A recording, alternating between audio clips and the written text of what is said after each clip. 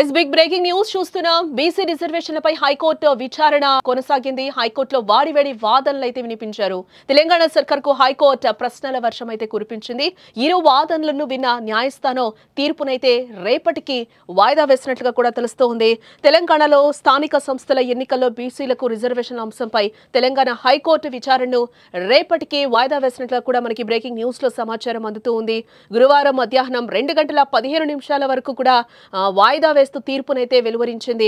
బీసీలకు 42% రిజర్వేషన్ల అంశంపై అన్ని పిటిషన్లను కలిపి హైకోర్టులో విచారణ జరిగింది. విచారణ సందర్భంగా రిజర్వేషన్ల అంశంపై తెలంగాణ ప్రభుత్వం తరపున అభిషేక్ సింఘ్వి వాదనలు అయితే కోర్టులో వినిపించడం జరిగింది. హైకోర్టు కూడా చాలా ప్రశ్నలు వేసినట్లుగా కూడా తెలుస్తోంది. బీసీ రిజర్వేషన్లపై తెలంగాణ హైకోర్టులో విచారణ అయితే కొనసాగి రేపటికైతే వాయిదా వేయడం జరిగింది. పిటిషనర్ తరపు వివేక్ రెడ్డి వాదనలు వినిపిస్తూ కూడా నోటిఫికేషన్ విడుదలైన రిజర్వేషన్లు 50% మించితే ఎన్నికలు రద్దవుతాయనే నిబంధన ఉందని కూడా పిటిషనర్ తెలిపారు. 42% బిల్లు పాస్ అయింది, కానీ గవర్నర్ దగ్గర పెండింగ్ లో ఉందని పిటిషనర్ తరపు లాయర్లు అయితే చెప్పడం జరిగింది. ట్రిపుల్ టెస్ట్ పాస్ కాకుండానే రిజర్వేషన్లను పెంచారు. కేవలం వన్ మ్యాన్ కమిషన్ నివేదిక ఆధారంగా రిజర్వేషన్లను పెంచారు. సుప్రీంకోర్టు తీర్పును అతిక్రమించారని కూడా చెప్తూ ఉన్నారు. రిజర్వేషన్ల బిల్ పాస్ అయింది, కానీ గవర్నర్ ఆమోదం తెలపలేదని అన్నారు. బీసీ రిజర్వేషన్లపై నిర్ణయం తీసుకునే అధికారం రాష్ట్ర ప్రభుత్వానిదే అని కూడా చెప్తూ ఉన్నారు. కానీ రిజర్వేషన్లు 50% మించకూడదన్న విషయాన్ని గుర్తుంచుకోవాలి. ఎంపరికల్ డేటా కూడా సరిగ్గా లేదు. ఎన్నికలను నిలిపివేయాలని మేము కోరడం లేదు. రిజర్వేషన్ల పెంపుపై శాస్త్రీయ ఆధారాలను రాష్ట్ర ప్రభుత్వం ప్రచురించలేదు.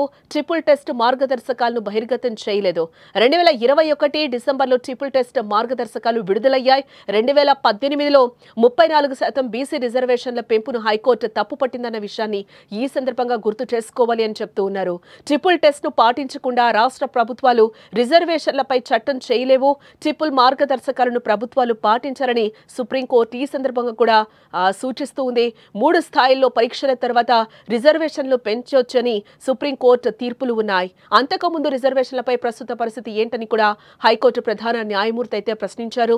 ఈ సందర్భంగా రిజర్వేషన్లను 42% పెంచుతూ ప్రభుత్వం జీవో జారీ చేసిందని కూడా లాయర్లు చెప్పారు. అలాగే రిజర్వేషన్లపై పిటిషన్ను సుప్రీంకోర్టు సైతం తిరస్కరించిందని ప్రస్తావించారు.